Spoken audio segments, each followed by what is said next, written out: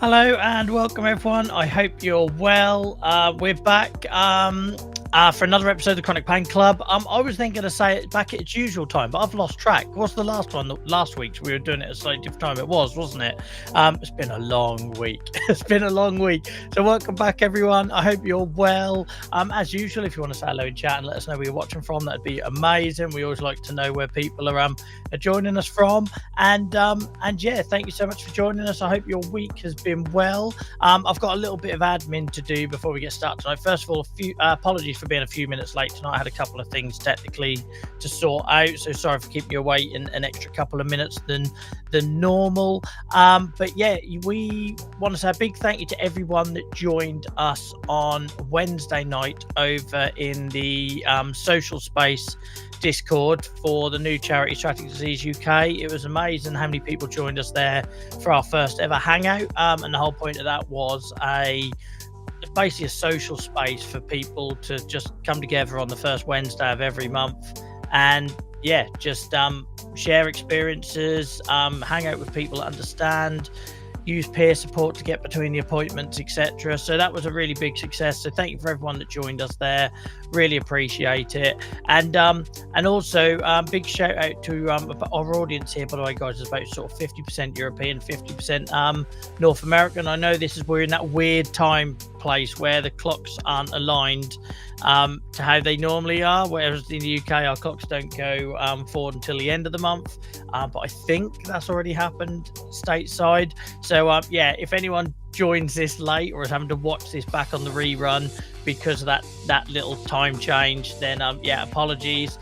End of the month, end of the March it's always the last weekend in March here in the UK where our clocks go forward, and then I think we're all back in sync again. So March is always a bit funny for that. Thank you very much for hanging out tonight, guys. Really appreciate it. So if you are new here and you've not been here before, this music feels very loud and more loud than normal. More loud than normal. That's not very good English. Louder. So anyone who's new here, first and foremost, we are a peer support community. We started this whole thing. We're completely unfunded. There's no industry partner behind any of this. We do this all ourselves. And we started this several years ago as a peer support community that used things like streaming and gaming and stuff like that as a way of coping with our pain and our long-term health conditions and to get in between the appointments. And we started thinking, well, we've shared all our stories. We should create a platform to help other people share theirs. And that's what we do. So the content we create here has a couple of lives, and it's really important to keep reminding people of that because we're trying to meet people where they are. So you can watch us live on a Sunday evening, and we initially picked Sunday evenings because people have anxiety on a Sunday before going back to work on a Monday. Maybe the new week ahead feels like heavy or whatever that looks like. So it felt like a logical place. It's not always the best time for me and my health, but it made sense at the time. We then have as soon as I hit end on this live stream, when this live stream ends in around an hour's time, the entire show, warts and all the mistakes I make, go up on the YouTube channel, so you can go and watch that from start to finish. And that's where most people watch this. So for all these people, hundreds of you that watch these back when we're not live, thank you. Massive appreciation. I'm really grateful for it. Remember to hit the like on the video and all that sort of stuff. And then give it a couple of months and you'll see the podcast come out, where you can find on Spotify or wherever you listen. Just search Joel Nelson or whatever, and you'll find that there. And that's like the edited version of the conversation, so just the interview. You haven't got to deal with all my waffle and nonsense before and after the interview. So that's how it works here. So the idea is, if you listen to podcasts, we can hopefully reach you. If you like live streaming and interacting with people in chat live, then hopefully we can reach you. Or if you like watching YouTube videos on your lunch break or whatever that looks like, then hopefully we can find you there. And we also live stream to other platforms like Facebook and LinkedIn. So if you're watching us there, guys, we don't always have visibility of that here. I can see the chat messages come through. So if you're watching us on those other platforms, please do say hello in chat and I'll share your messages and everything. But yeah, we never get a lot of visibility until after we go live, so we never know how many people are watching. So hello if you're on those other platforms. And as always, shortly I'll be taking the chat off screen while we talk to our guest. That's to protect them, but also to protect the video from, we're on the internet. It doesn't take a lot to work out the potential that could happen by having a chat on the video and how that could ruin the interview. So in a minute we will take the chat off screen, but you can still talk amongst yourselves. So if you're in YouTube, so thanks to Nia for putting some emojis in chat. If you want to speak in YouTube, then you'll see all the other people that are in YouTube watching this. If you're on LinkedIn or Facebook, you'll be able to chat underneath the video on that platform. So if your best experience, come over to YouTube. That's where all of our regulars are and channel members, etc. But I think that's probably enough admin for me. Look at that, 10 past. I managed to do it with 2 minutes less. I've done the same intro, so that's not bad. I clawed back 2 minutes. So so we'll get this show on the road, guys. So the usual drill, I will get rid of the music so it's not so distracting. We will take chat off screen, like I've already explained. And yeah, so tonight a big warm welcome to genuinely, I know we have a lot of guests on this channel that I'm very proud of, and or people who inspire me and make me a better advocate, but in this case it couldn't be no more true. So I'm delighted to welcome onto the show Ella Balasa, who's a patient expert and cystic fibrosis advocate. Ella, thank you so much for joining us. I hope you're well. Yes, thanks for having me, Joel. It's great to connect with you. And thank you. I know you're a very busy person, so I was very grateful when you reached out and said about joining us. And yeah, we're looking forward. We've not had any coverage of cystic fibrosis, anything like that on the show before, so that'll be really fascinating to get into that. But I suppose before we hear about your health journey and what you now do in the advocacy space, do you want to maybe introduce yourself? You know, we create this space for people to share their experiences, so I like it when the guests introduce themselves. Tell us a little bit about yourself, where you are, etc., and then we'll dive in. Sounds good. Well, my name is Ella Balasa. I am 32 years old. I live in the Tampa Bay area in Florida, and I'm originally from Richmond, which is close to the DC, Washington DC area. But I've lived down here the last year and a half. I just love the warm weather and the beach. Definitely my happy place. So it's been a really great experience here. I grew up, without going into too much detail right off the bat, but I was born with cystic fibrosis, which is a rare genetic lung disease. And so that's been it's certainly shaped my life in many ways, which I think we'll, get into throughout this podcast. But, I certainly wouldn't have it, we always talk about how we wish things could be different in our life, Yeah. but I feel like I've really embraced having this condition and kind of molded my life around it. So I love to travel as much as I can, and fortunately able to do that with work and also for fun as well. So I always love to be outside in the nice weather. So. Oh yeah, you certainly have embraced it. We'll hear all about that. And as for the weather, I can relate. Like, even though I'm in the UK, which is traditionally known for being wet or having all 4 seasons in one day, we have a rare sunny weekend, and the Nice. difference it's made to my mood, my skin, like everything. So yeah, I can definitely relate to that this weekend. So tell us a little bit, maybe before we talk about your experience with the condition itself, could you maybe give anyone who's not familiar with what cystic fibrosis is, about what it is, how it presents, and then we'll go into how it maybe affects you? Yeah, certainly. It is a life-shortening disease. When they've made a lot of progress in the condition, as far as from a research and treatment standpoint. When I was diagnosed at 18 months old, it basically, I was just very underweight as an infant. It makes the person have a lot of respiratory symptoms, obviously. So basically, on a without getting into too scientific of a detail, but on a cellular level, there's a problem in the lung cells primarily, and in the gut and the stomach as well, where there's improper ratio of water and salt penetrating in and out of the cells. And so a healthy person's lungs are pretty hydrated. There's fluid in the lung. It's not dry. But with this condition, with cystic fibrosis, it makes the lung lining, the airways, very dry. And so from the air we breathe in, which, has a lot of bacteria and just from our environment and sorts. And so these bacteria colonize the lungs of people with CF. And so it leads to long-term, basically it feels like always have like a respiratory infection. And so this requires a lot of use of antibiotics to treat these infections. As you have to kind of keep them at bay, but there can be flare-ups of the infection, and then you have to do sometimes intravenous antibiotics, inhaled and oral, depending, various different courses of antibiotics. And over time, it does basically the cycle of infection in the lungs and then the inflammation from your body trying to fight these infections causes scar tissue. And so with basically the scarring of the lungs, then this leads to reduced respiratory functioning, respiratory decline. And so I just, basically at this point, I'm very limited in my, my lung function numbers. So just require, can't really exercise as much. It's more physically limiting. And eventually people with CF, if the lungs deteriorate so much, it requires a lung transplant. So people with CF do often get lung transplants. And also it's a multi-organ affecting disease. So it also, as I said, affects the gut.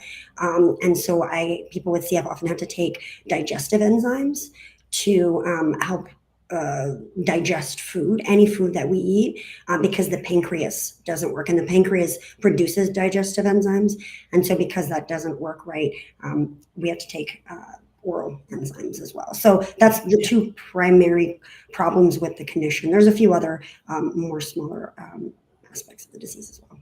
Yeah, I was completely ignorant to the gut impact. I really was. I've got quite limited knowledge with CF, and as people who watch this show regularly know, I try to come on to here. I don't do all the research and everything because I think, well, what would the audience ask? And yeah, so that one's really new. So thank you for sharing that. Maybe we'll come back around to that in a little bit more detail. So yeah, that sets up beautifully. You can tell you speak a lot about this. So for anyone who's watching or listening to this thinking that came off the tongue really, really well, it's because Ella's got a lot of practice in talking, which we'll come round to, and shares your story beautifully. But so obviously you had this from a very young age. Could you maybe tell us a little bit about how that presented, the onset? But also I'd like to hear how that impacted not just you, but also family caregivers as well, dealing with something like that from such a young age. Yeah, of course.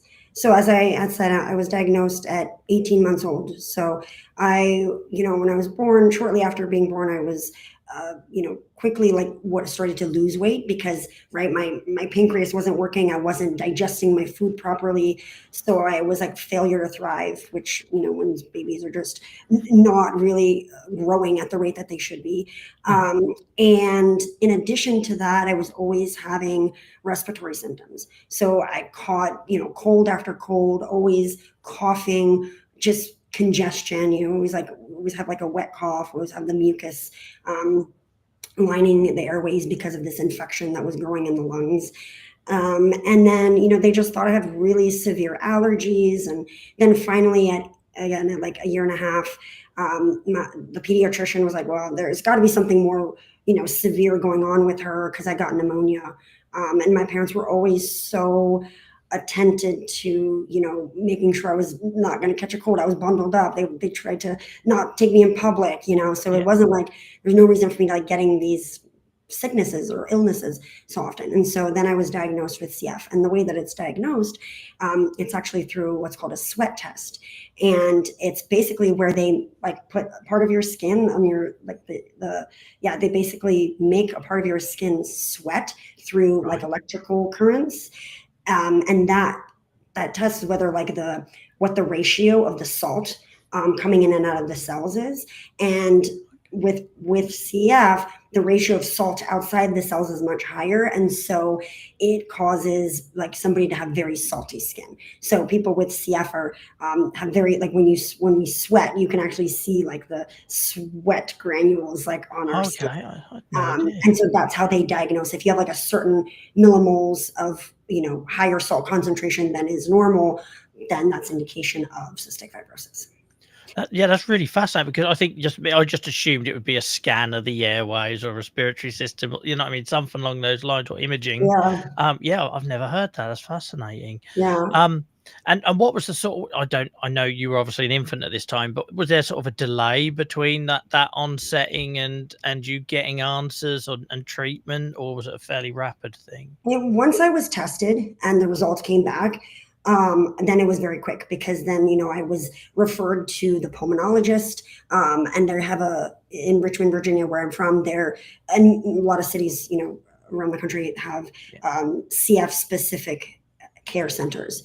And so they had a pediatric CF doctor, which are pulmonologists, and they have like a whole team. So they're the CF, the care for CF is really well built out here in the US because of the Cystic Fibrosis Foundation's efforts into really building these care systems and making them like holistic and comprehensive care. And so, from there, I actually, right when I was diagnosed, because I was dealing with so much infection that hadn't been treated up until that point, I spent a couple of weeks in the hospital getting intravenous antibiotics to try to really knock out those infections. And then, growing up, I was hospitalized countless times, primarily to get intravenous antibiotics, because those now that I've gotten older, you can do intravenous courses of antibiotics at home. But at the time, that was not really done often. And being a child, there was more of that monitoring was important, and I couldn't administer any of that myself. So, every year pretty much, I would spend at least once I'd be in the hospital for like 3 weeks to complete, 2 to 3 weeks of intravenous antibiotic courses. And it's because of the constant infections, I suppose, or right, because because the environment in the CF lungs are so hospitable for these type of infections, they cannot be eradicated. So they're just chronic infections. Okay. And then are is the scarring, the damage monitored, or is it a case of they look for things to change in terms of how you're presenting, or is that a routine sort of monitoring thing? The decline, unfortunately, is inevitable. It doesn't, to reduce the rate of the scarring and the decline of the lung function, it's important to keep those infections at bay as much as possible.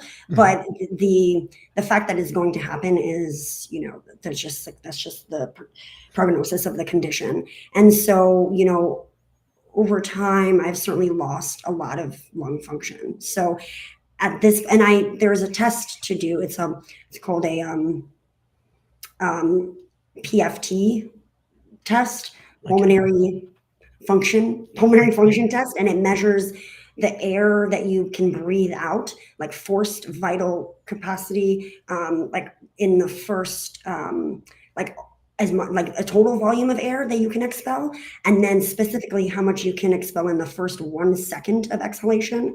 And that measures how well those really small airways at the bottom of your lungs, or sort of like in the smaller bronchioles, how well they're functioning, because that's what gets attacked first, right? Those small airways is what get clogged up or, deteriorated. And so when those don't work, then actually what happens is, at the end of those small bronchioles is where the oxygen exchange happens.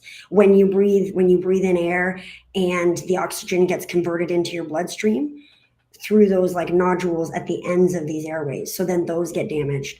So that's why I'm not able to do as much physical activity, running, any biking, skiing, any sort of really strenuous activity, because those little, they're called alveoles or something like that. They don't exchange the gases. They don't exchange the oxygen that well. So it's just into the blood to then fuel the muscles. Right. So then your blood doesn't get enough oxygen. Your muscles can't get enough oxygen. Your heart has to pump more. Yeah. And just doesn't, it's just not, the machine isn't working right.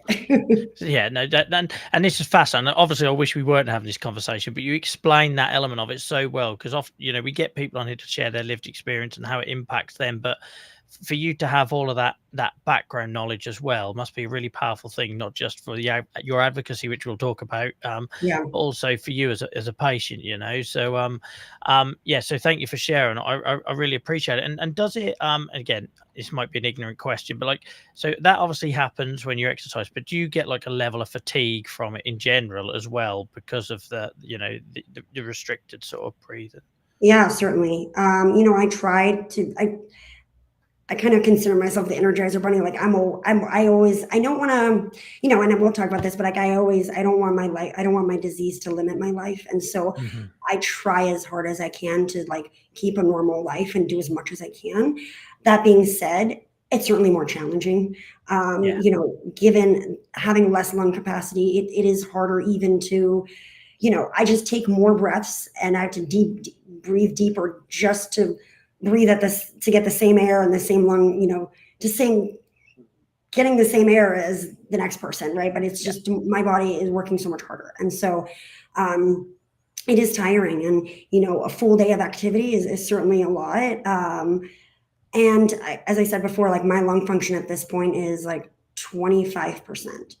So, if you think about it, yeah, I'm functioning at 25% of the capacity Yeah. that a normal person Which just would. makes everything that you do that I look up to even more incredible. So but I say we will come on to that, I promise. But the other, I just wanted to ask you the other thing that was sort of like in my mind when you were sharing all of that, and I appreciate it's difficult when you have something from such a young age because people could say you maybe don't know any different. But how did that affect you growing up? You know, especially like because when I think of my condition, the hardest years was being a teenager with a chronic illness, and how Mhm. other people can be quite unkind at that time. And I'm sure I wasn't an angel either. But you know what I mean. Like, so, what was that like for you growing up with that condition and going into adulthood? I'd agree with you that the young adult years are definitely the hardest, where you're trying to figure yourself out. You don't feel comfortable in your own skin yet. You feel Mhm. people judge you, and I'd agree with you that yeah, that was certainly the hardest. In that, I was always afraid of. I was always afraid of sharing about it. I was always afraid that people were going to judge me for this, and I always felt different. I remember in school. I mean, ever since I started going to school, I'd have to go to the nurse's office midday to do my breathe. So I didn't mention this before, but to basically other than using antibiotics to treat these infections, I also have to do airway clearance every day, multiple times a day. So I do breathing treatments and through like a nebulizer. And so I aerosolize, like inhale, like liquids basically. That's like a mist, and that coats the airways, and then that helps to like open the airways to loosen the mucus from the lungs, which have Yeah. the bacteria in it. And then I have to cough out the mucus. So that's really the only way by which to expel this infections from the lungs. And so every day, ever since I was diagnosed, I've had to do these breathing treatments, and I do them 3 to 4 times a day, which take up a significant amount of time. But when I was in school, I'd have to go to the nurse's office midday and do this breathing treatment and clear the airways. And then it also, because of having to take the enzymes for digestion, the artificial enzymes that we take aren't quite as effective as our own body's enzymes that people produce.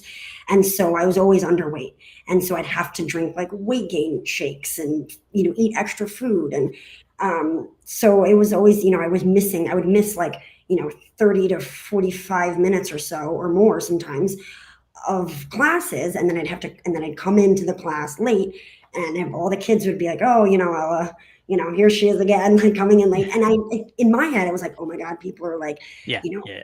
they're all thinking about it. But I didn't realize that it becomes normal. People don't even think about it, and it's just like all in our heads. And we Yeah. internalize a lot of that. And so it was certainly hard to be comfortable in my own skin and be comfortable in sharing about my condition with people. And I've learned, and I've learned that people are just curious. Oftentimes they just want to know, right? They want to know what it is that you're dealing with, and why you have to do something. And once they know, it's like people can be quite supportive, and I found that people are very supportive. As I've become more comfortable in my advocacy journey and sharing my story, and people often want to relate to you too. And so I think that it's actually been a huge benefit to my life to be so open about this. And I feel like I've grown a lot, in my own confidence in who I am. Yeah, and I'm so glad you said that, because as somebody that went a lot of years hiding my condition as much as I could when I physically was able to, I do often now look back and think I've had such a rewarding experience sharing my story now and today. It's almost like how much more support I could have had if I would have done that earlier. But Right. because of those earlier experiences, they sometimes shape it. But I asked that question because it's one of the few the only informed question I've got for tonight. In that, I used to spend a lot of time in hospital, and I actually would be in there a lot of times with a young boy that had CF. And all I can remember, I was only about 9 or 10, he was maybe 6 or 7. And all I can remember was them doing the back slap things. Yeah, yeah. Yeah. Like Mhm. 4 or 5 times a day, and Yeah. like, it was like my lasting memory from it, and thinking just like, there's me moaning that I was in a wheelchair, but at least I didn't have that like inconvenience of having to be on that schedule. He was on a real strict schedule. So that's the reason I asked, because you hadn't mentioned the that side of it. So I wondered if it was Right. still a thing, or if medicine had sort of done away with that. Yeah, so you're right. I didn't mention that, but growing up, I mean, in addition to these airway breathe, I actually have one right here, but this is like what I inhale. So I inhale from this, right? It's like put it in your Mhm. mouth and then it aerosolizes. But in addition to that, I also, they have to, when growing up doing, it's called chest PT. Literally, it's Yeah, I called didn't think chest physio. backslapping was the technical term. That's all I could think. And so that the idea is to just like like loosen the mucus from the airways, kind of like Yeah, unstick it, because the mucus is very sticky for yeah. people with CF because of the dry, the dry lungs. And so so I would do that. Now then they they developed what's called the vest, and it's literally just it's like a vest that fills with air and it Okay. compresses you, and it oscillates, so it vibrates at certain frequencies. And then this vibration is, the idea is to like vibrate the mucus off the lungs. Okay. So then I had that and used that for a number of years. And then I'd say in the last like 5 years or so, I've kind of gotten away from using all of that stuff. And I just do breathing exercises. So I breathe at different lung volumes to try to just get the air behind the mucus and sort of like bring it up. Yeah. Yeah, like even with just the breathing, it's still a burden, isn't it? It's still a big burden of the CF and the Yeah. routine and everything that comes with it. So thank you so much for sharing that also candidly. I really appreciate it. And so if we because we've hinted at it a lot so far on the conversation about what you do now and what brings you here today, and why I'm sitting here fascinated and very grateful for the opportunity to hear you speak firsthand, because I've watched lots on LinkedIn and various things. So obviously you do a lot of advocacy now. Do you want to maybe tell us how that started? Like, was that Yeah. something you've always done? Was there a turning point, or what shaped that? Yeah, it's definitely a story. I get asked it a lot, and it's not, it kind of takes a little bit for me to fully, describe exactly how it started and how it's evolved, because it certainly Mhm. has evolved quite a bit. So I obviously, as I mentioned, growing up, I had a lot of these health encounters.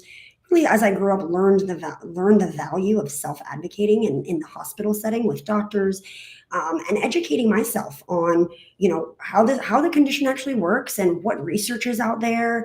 And then again, simultaneously to that, feeling more comfortable in being like sharing my story and maybe it can serve to help other people. And so I got a so I sort of started to write blogs and Mhm. create, sort of like share my journey and talk about, for example, by the point I graduated from college, I got a biology degree, and I was then going to be working for a like a water treatment company, and I was specifically going to be working in water treatment in a laboratory. But at the time, I was starting to have more and more symptoms of my disease. So my lung function was dropping. I was, having to do more intravenous antibiotics in the hospital. I I could only go a couple of hours in between doing these breathing treatments. So I couldn't even spend all day, at work or in a laboratory or wherever. It was becoming increasingly challenging.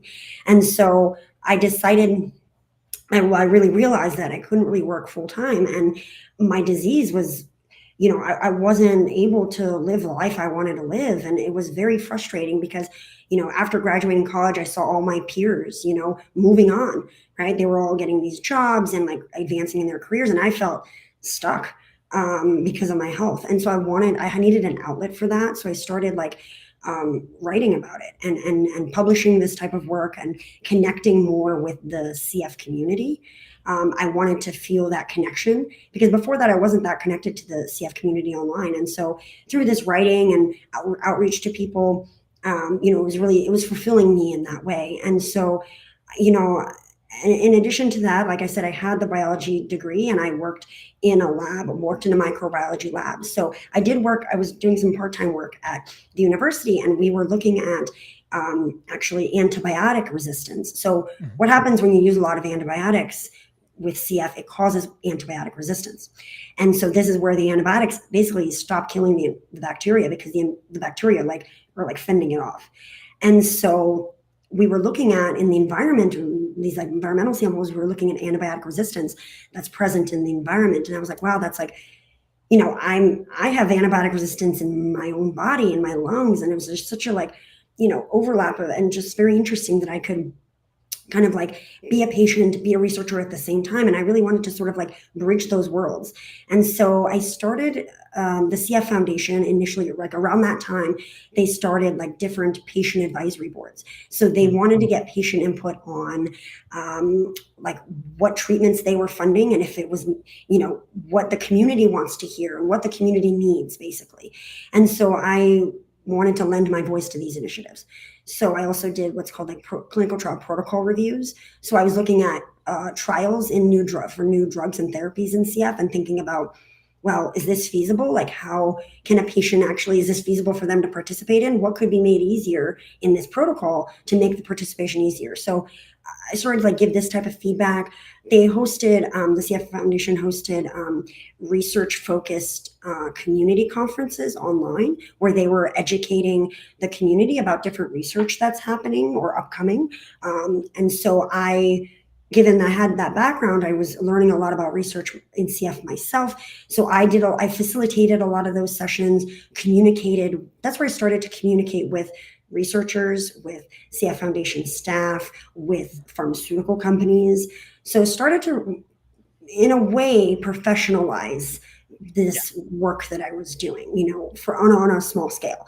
And then again, I was still doing a lot of blog writing, and then started to partner with some like pharma companies that were developing drugs in CF and write patient-facing content. So it was either to recruit for a clinical trial, just to get word out about new research that was happening.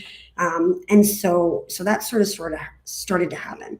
And then shortly after that, so now we're fast forward to like early 2019, I got really sick with a really bad infection, and antibiotics weren't working. I had antibiotic resistance, and my lung function was like 18%. So I was very, very sick. I was using supplemental oxygen all the time. And I had found out about an experimental treatment called phage therapy. And this is basically like, without going into too much detail on this, but it's basically an alternative to traditional antibiotics. So it's using a very specialized virus to attack a bacteria. So it's not like the COVID virus that attacks our bodies. They're called phages, and they only kill bacteria. So it can be used as a way of killing off these infections in the lungs. And so I tried this treatment and realized the value realized how much input and involvement I could have in obtaining this treatment for myself. And I communicated with researchers directly. And so that experience sort of like, it was like documented by the Associated Press. And so it sort of became like a bigger deal. I wrote about an article about that experience in the HuffPost. So it sort of like started to snowball. And then I sort of became known as this advocate for antibiotic resistance. Well, yeah, I think that's how we crossed paths, and not through CF. It was that. So. Right. So then I became known as, okay, because that was the most, antibiotic resistance is what really led to so much of my loss of lung function and the day-to-day problem that I'm experiencing with these mucus lining my lungs and I can't breathe.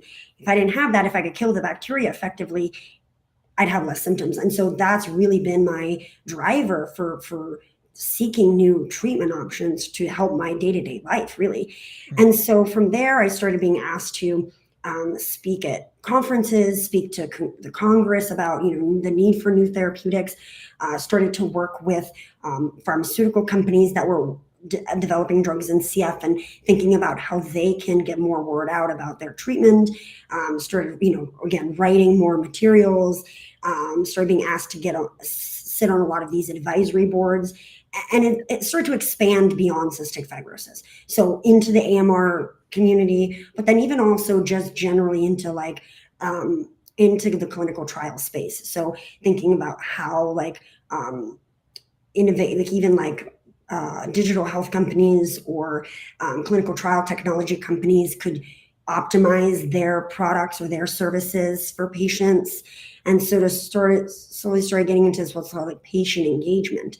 So it's the idea of engaging patients to optimize drug development and create better health solutions together, collaboratively, bringing patients to the table, asking them what solutions could work better, what they need, what's missing, and really, have this collaborative environment. And so it's now I'm doing independent consulting.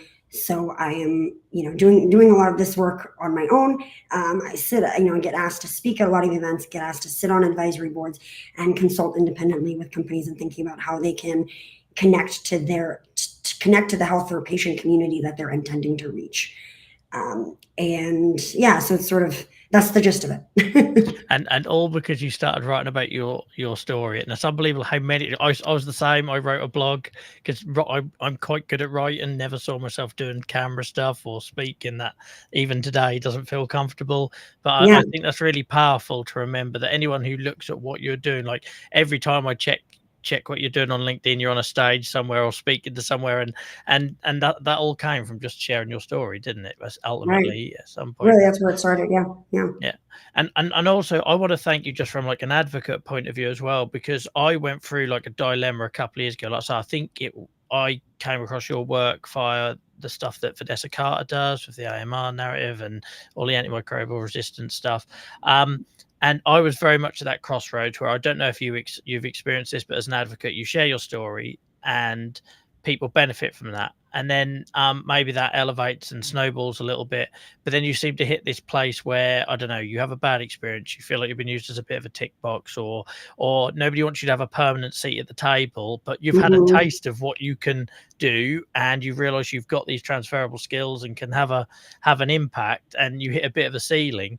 And it was really important that I came across people like Vanessa and yourself and others in this space who were doing it. I don't know if you used the word professional, but you're doing it at that professional level.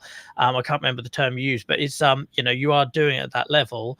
And I needed that. I needed to see that. And I think it's really important that I'm sure everyone tells you how brilliant you are at sharing your story, but as another advocate, I think it's important that that helps people like me as well keep going, because there is tokenism and there is tick boxing, and people do have bad experiences with lived experience and patients as partners and that sort of thing. So yeah, I just want to have the opportunity to say thank you. It's very I really appreciate you saying that, truly, and I'm glad that I can sort of impart this part wisdom, or I guess from my own experience, and help other people. I do get asked that a lot too, like how have you turned this into? Obviously a lot of it initially was all volunteer work, but then I started saying okay, well, this does have value. Like if you ask somebody else to do this, that you'd be paying them to do it. So and I can sort of do it for you with the lens of a patient who's gone through it, in many instances. And so it's almost like an added value. And so, it's sort of like learning, because I never really had professionalized my work outside of this. I mean, like I said, I worked in the laboratory, but I wouldn't say that was a lot of professional experience. And so I really had to learn, instead of really in a corporate side of a job, I really had to learn it kind of on my own, of how I can say like, no, this is, this is what I deserve. This is how much it is, and so on and so forth. And like, it's a little bit daunting, a little bit intimidating. Yeah, Like, it's and I think people could say, well, you're asking for your value. What's the problem? But people don't realize when you've done a period of doing it as a volunteer and you've been involved in various things, and then all of a sudden it starts snowballing into this full-time commitment. I don't know, it makes it very, I know for me, that's the really hard one, because every now and then you will get it thrown back where someone will say, but I thought you did this to volunteer. So, yeah, I do, and I do my fair share of that. But if I'm taking time away from my family or days off work, or if I've got bills to pay and this sort of thing. So yeah, it's a really difficult conversation when you're so passionate about the cause, right. you can relate. So yeah, thank you for being so open and honest about that. I really appreciate it. And I suppose I know you wear lots of hats, you're involved in lots of things. Is there anything you're working on or involved in at the minute, or anything you want to plug that you want to tell people about, maybe an organization or a project or anything that we could get out there for you? Oh, thank you. Gosh, I appreciate I haven't given you any warning for that, but it just feels like a fair exchange for your time. No, I think one thing I'd like to share, obviously one of my passions really, outside of like being paid for this work or anything, is that I want to bring awareness to what antibiotic resistance is. And I think it's because it can really affect the average person. It can affect anybody, not necessarily just because yes, I'm more susceptible to it because I have these chronic infections in my lungs and I take a lot of antibiotics, so it's going to happen. But really, anybody can acquire an antibiotic resistant infection, whether that is a skin infection or whether it's from a surgical wound, if they're in the hospital and they get an infection at the site and, it's got acquired in the hospital, and that can be antibiotic resistant. And there really isn't effective antibiotics that treat a lot of these antibiotic resistant pathogens. And so there's really a lack of new antibiotic therapeutics that have been developed in the last, there really hasn't been any developed in the last decade. And so, I think something that I want to educate people on is how this can happen to everybody and why it's important to pay attention to it, and why I think there needs to be more from a public perspective, like more advocacy to develop new drugs that we need to assure that these tiny microbes aren't gonna like outcompete us and like I'm not gonna say they're taking over the world. Okay, I'm not gonna be extreme like that, but they can really devastate a population if there isn't effective treatments. And so I really push for these novel types of approaches like phage therapy, and there's a couple of other harnessing the immune system to try to fight the infections, or thinking about biofilm disruptors, like infections have these biofilms around them to like eliminate that, so then it makes the bacteria more vulnerable. So these novel types of approaches are really important, and so like that's just like part of my mission is to spread the word about that. And so through that, I'm part of the World Health Organization's AMR Task Force of Survivors. So that's how I know Vanessa. What a task force that is, having you two on there. Like, I have full faith in that. So, that's like a part of a bunch of different advocates, and we're trying to just bring more global government awareness and government action, from a global perspective to address AMR. And besides that, I would say that I think I want to, I hope to keep having more opportunities to work in a capacity where I'm helping companies to connect with patient communities. And I think there's really patient engagement, there is an increasing focus on it. But I think that, as you said, like there is still a lot of like tokenism and thinking about like, oh, well, we as a company can figure this out. Like we kind of know exactly what the patient's thinking and what they might need, but there's so much nuance. Every condition is different, and people's lived experience are very vast, even within who have the same condition. So it's important to like gain that diversity of perspectives from patients to then make a treatment better. And I think that's like, one thing is making empathy the root of all like interactions within healthcare, is that you have to really empathize with the lived experience of somebody and help them to, want to make their life better, whether that's developing a treatment for them or a solution or something, or even in the coordination of care and making processes easier and simplified and accommodating. So, I want to continue doing that and stepping into more like, professionalized roles where I can, speak to companies about this and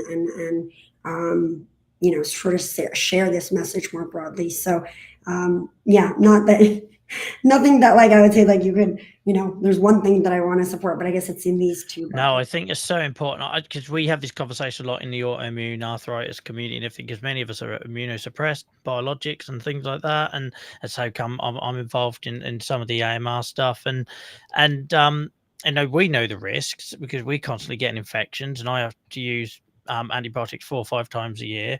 But trying to have those conversations with people like saying, like, okay, what would you do if you had your appendix out and you weren't, I don't know, you had resistance, and therefore that operation suddenly can't be done in the way it would have been done? It's a complete game changer, isn't it? And Yeah. the same way antibiotics changed medicine, losing them is going to change it, totally change the battlefield again. So I think that awareness and education, and because like you say, there are things coming, but there's also a big piece there about awareness and education, and not just for the people who are receiving the medications, as the people prescribing them as well. And yeah, it's a big task. I don't envy you, Ella.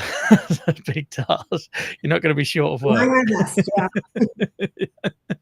But I'm so grateful. I can't believe where the time's gone. I literally just checked and saw that was 40 minutes already. It's absolutely flown by. I felt like I had a lot more questions, but the thing you said there at the end was the clip. That about your awareness and what you want to do, and so I will make sure we get that to reach as many people as possible. Is there anywhere where people can find you, or if they want to get involved or anything? Yeah. So I have a website. It's ellabalasa.com. Also, you can contact me through that. I also have an Instagram. That's Ella Balasa Advocacy, all one word.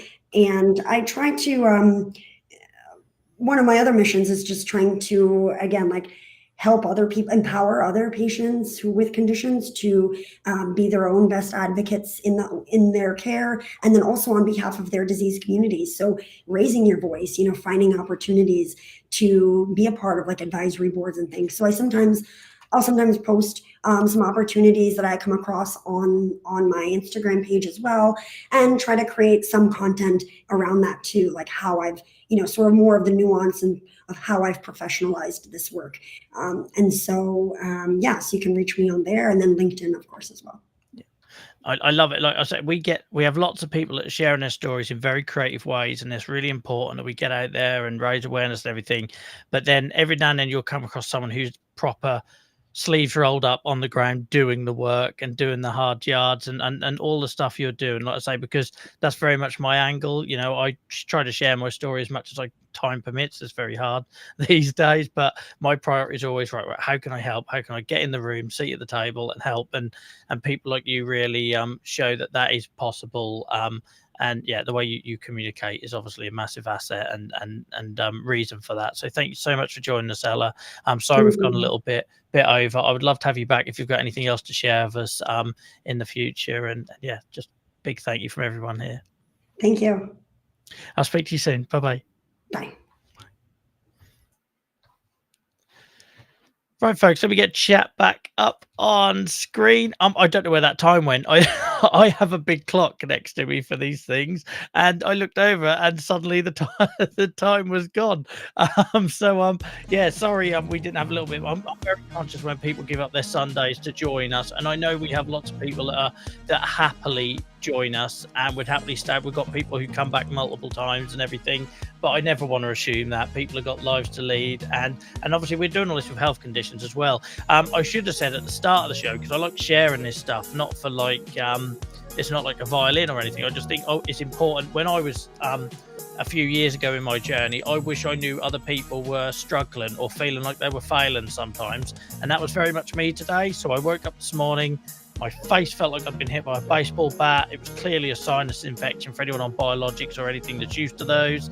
Felt like someone had got a big pair of goggles and let go of them on my face, and all around my eyebrows and jaw and cheekbones was killing me. And my mind straight away went to, I can't do this, got to cancel that, can't do that, can't be seen on camera tonight, I'm going to feel horrible. And my thought process from that moment started there, you know, where I was like, right, okay, break your day up into chunks, pace what you can do, get outside, get some fresh air, take your medicine, And so I think it's really important when we share these experiences that we hear, you know, the realities of that, but also we respect people's time. I'm gradually getting back to the point I'm trying to make. It's very roundabout way. I told you I was struggling today.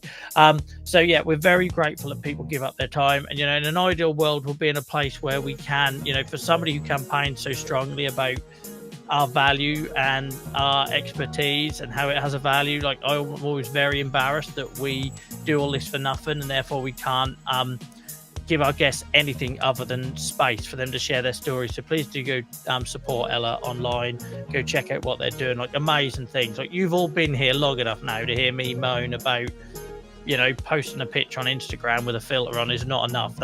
It's not enough. Like for in advocacy, we don't break down doors like that. Ella's absolutely out there doing it, like such an inspiration. And we mentioned Vanessa a few times. Don't forget, you can go and find Vanessa's interview on this show. I should get it at this point, shouldn't I? If I'm like any sort of like proper host, I would find the link and post it in chat. Hang on a minute. Like my word, Joel. It wasn't even that long ago. There we go. I got the link. Go check that out. Because that's talking about the same thing with antimicrobial resistance and antibiotics and stuff like that. Go check that out. That link should work on any platform you're watching us on live. But yeah, I think it's really important that we share these stories. Hopefully we can do it one day on a bigger scale. But for now, I'm really proud of what we're building. Thank you for everyone who joins us live and gets involved in the chat. I can see that Ella's stuck around in the green room, so hopefully they're reading your messages. So if anyone else wants to put a thank you up on screen, then please do it now. I'm not here next week. What am I doing next week? I'm going to a gig next week. I'm actually allowing myself some me time. So for all you regulars watching this live, you can give me a big pat on the back, because you're always telling me to look after myself more, and I don't. I know I don't. I'm terrible at it. So I'm actually going to have a social life next Sunday. So we won't be here next Sunday, but we've got some amazing guests coming up in the next couple of weeks, guys. Let me just rattle through a few. So on the 23rd of March, I've got a lady called Rachel Edgecombe joining me, who is a brilliant patient advocate, very passionate about patient involvement and patient as partners and co-creation. I'm really looking forward to that one. You know, they're all subjects that are close to my heart. Jamie Nicole is returning for part 2, and a big shout out to Jamie, because they should have been with us 2 weeks ago and I was struggling, and they very kindly made that cancellation very easy for me, so I was very grateful. So a few weeks ago I was in Africa for the NCD Alliance Global Conference. I misjudged how long I was going to need to recover after that. I thought I could do a Chronic Pain Club the following Sunday. I was wrong, over optimistic as always. So Jamie is kindly rescheduled, so that'll be coming on the 30th of March. And then what else we got? Actually, I can't list them all. There's actually loads in the diary. ASIF, the International Axial Spa Organisation, will be back again in May. They joined us last year for their popular World AS Day efforts, so they'll be back again. Yeah, there's too many. I've committed to something I can't see through now, because I can't go down all these names. But lots of people coming up on the Chronic Pain Club, guys. So if you haven't hit like or subscribe or wherever it is you're watching this, please do, so that you get notified. Ideally, you'd head over to YouTube. It's Joel versus Arthritis, as per my name at the wrong finger, that one there. Go give the channel a follow, because then you'll get notified. And like I say, these videos take several forms. So in a minute, I will end the stream and you'll be able to watch the whole thing. So if you missed it, you missed the start, you're joining us late, don't worry. In a few minutes, it'll be all there. You can go skip through it to the bits that you want to hear again, or the bits that matter to you, or if you just want to skip anything that involves me opening my mouth and just hear from our guests, because that's ultimately what we're here for, then you can go do that. And in a few months' time, the video will also be edited down and applied some polish and everything, and you'll be able to find it on the podcast feed, which is actually, I might be able to give you a QR code for that. Have I got a QR code for that?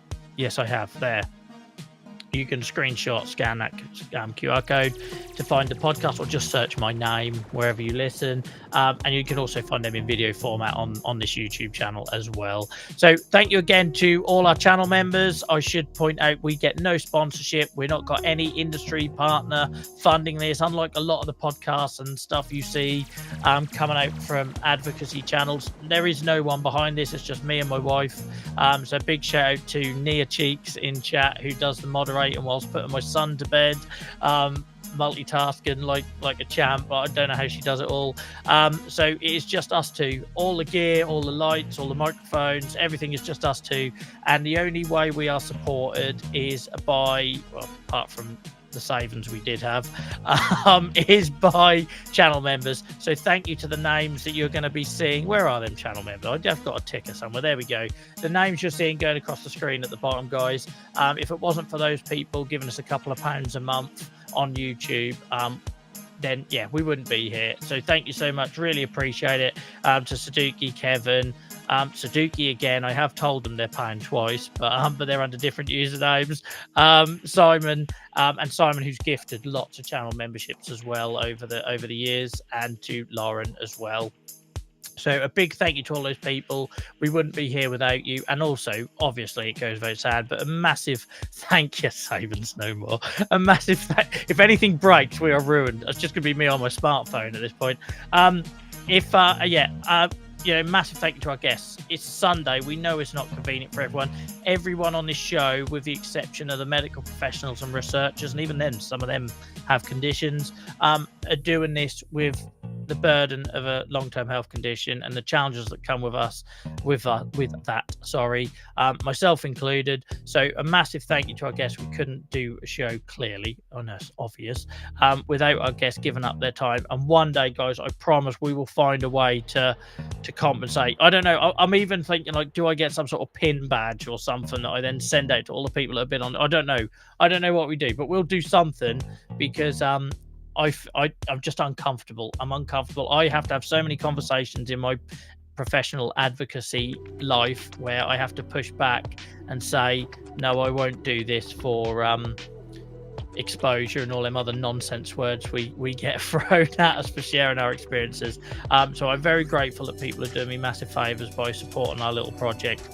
If anyone does want to help us compensate people, if anyone wants to help us take this on to the next level, then please do get in touch. But for now, a massive thank you to those few names just in along the bottom there, and for all you guys who watch. Genuinely, I know I've said this before, I'll say it again, just your viewership is enough. Thank you so much. Thank you for anyone who shares. Thank you for anyone who tells a loved one or a caregiver. We've even had DMs from people who have used these videos to start a conversation with a loved one. You know, I had a particular message that will always stay with me from a year or two ago from a man in Australia who didn't know how to talk to his partner about what he was feeling, and he used one of our videos to start that conversation. That's priceless, right? That's why we do this, and that's why I happily turn up every week, and I'm sure that's why our guests happily share as well. But big thank you, because that's why we're in this for, guys, is to help you feel seen, but also to help you get between your appointments and live a little better, hopefully, with whatever you're dealing with. So until next time, guys, I will leave it there. Thank you for all your support. You're a lovely bunch. Remember, I won't be here next Sunday. You'll be able to find me over on Twitch, twitch.tv/JoelVersusArthritis, where we use computer games for escapism. We don't have such hard-hitting conversations, but it's the same sort of community, all supporting each other through computer games. Come check that out if you fancy it. And until next time, have a great what's left of your weekend. I hope Monday's kind to you. And if you need us, you know where to find us on this channel, in the chat, on Discord, etc. I'll put some links up on the end and screen so you can find where to find us on Discord. Speak soon, guys. Bye-bye.